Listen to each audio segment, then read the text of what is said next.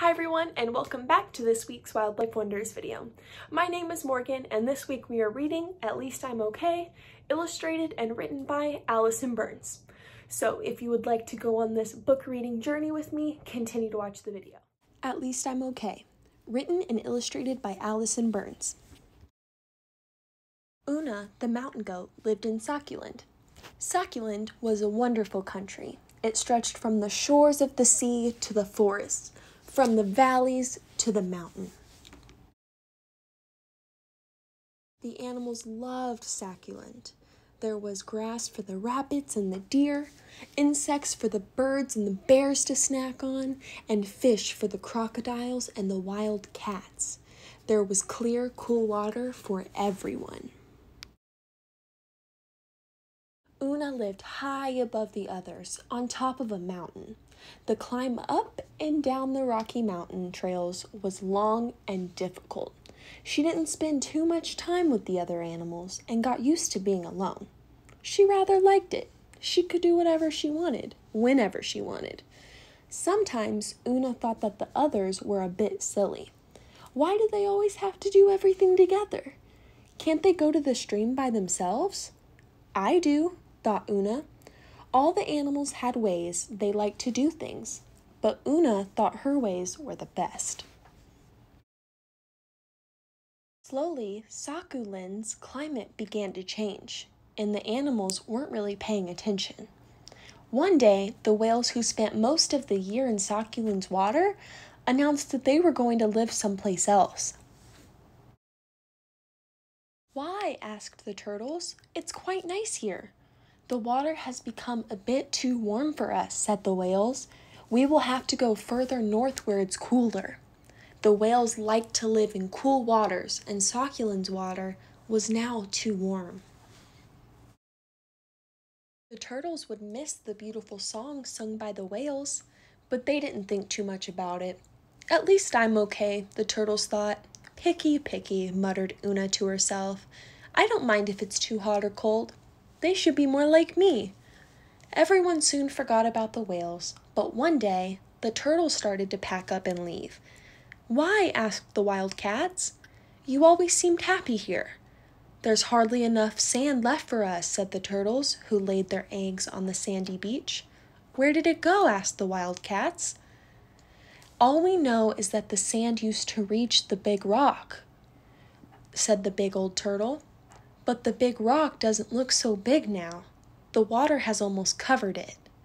"Too bad for the turtles, but at least I'm okay," thought the wild cats.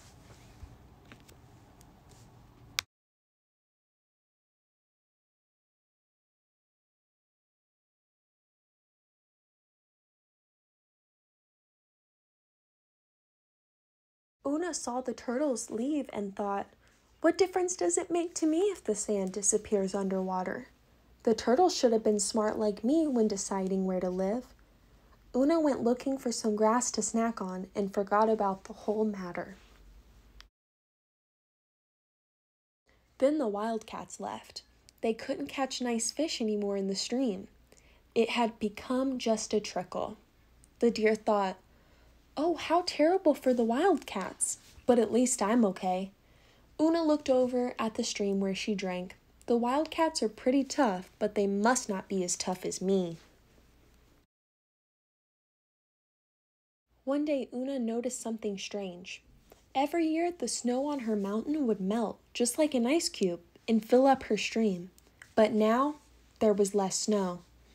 Una wasn't quite certain and thought, maybe it just looks that way today.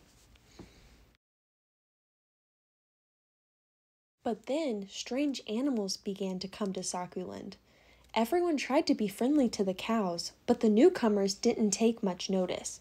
They kept munching the grass and chewing it some more, and there were so many of them. The deer were not too happy when the grass began to disappear. Slowly, the deer had to go outside Succulent to find enough of the grass they liked. They should see what I have to eat at times, thought Una. Sometimes I have to lick the lichen off the rocks. Not pleasant at all. Una stayed on her mountain as long as she could, but often she found herself without enough to eat or drink. Finally, hungry and thirsty, Una climbed down the difficult mountain path. She tasted some of the grass from the hills, but it wasn't the kind she liked. She found a stream in the valley, but the water's taste was not as crisp as she was used to. Now, Una realized why the other animals had left. It's very important to eat the food that best suits you best and have water nearby. The animals she knew had left Sauculand when they couldn't find their favorite food easily, or when they were too thirsty because the stream had slowed down to a muddy trickle, or when their homes were cut down to build homes for others. Una and her friends thought, at least it's not me, when changes affected someone else. As the oceans became warmer, the whales left in search for a more suitable home. The turtles, the deer, and Una couldn't care less. But later, they had to admit, now it is me. Una had to admit that having friends nearby is a necessity. She was determined to go find the others. At least it's not me. Una and her friends who live in Sauculand are facing climate change, just like we are. Human beings are burning more and more greenhouse gases. There's carbon dioxide from coal and oil. Carbon dioxide is also released when we cut trees. Then methane, which cows that live in farms burp out, and nitrous oxides from cars and other vehicles. These greenhouse gases are added to the atmosphere, and that is causing global warming and changing the climate. As more heat is trapped in the atmosphere by the greenhouse gases, the ice in the poles is melting and the sea levels are rising. All of that means that the weather is becoming more unpredictable.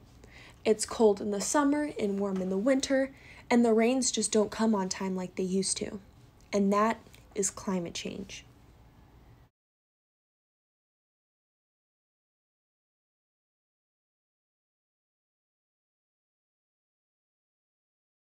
Because of climate change, when forests are cut down, they add to the carbon dioxide level in the atmosphere. Animals also lose their homes, the forest, and they have to go to far-off places in search of food. Farmers are not able to grow their crops properly because of erratic rainfall. Often, they sow seeds, but there's no rain, and their crops fail. Imagine a world without mango or chocolate, because there was no rain or too much rain and the crop failed. Unpredictable weather also affects human beings. For example, during storms, floods, or droughts, people lose their homes. The pollution in the atmosphere affects our health and we fall ill more often.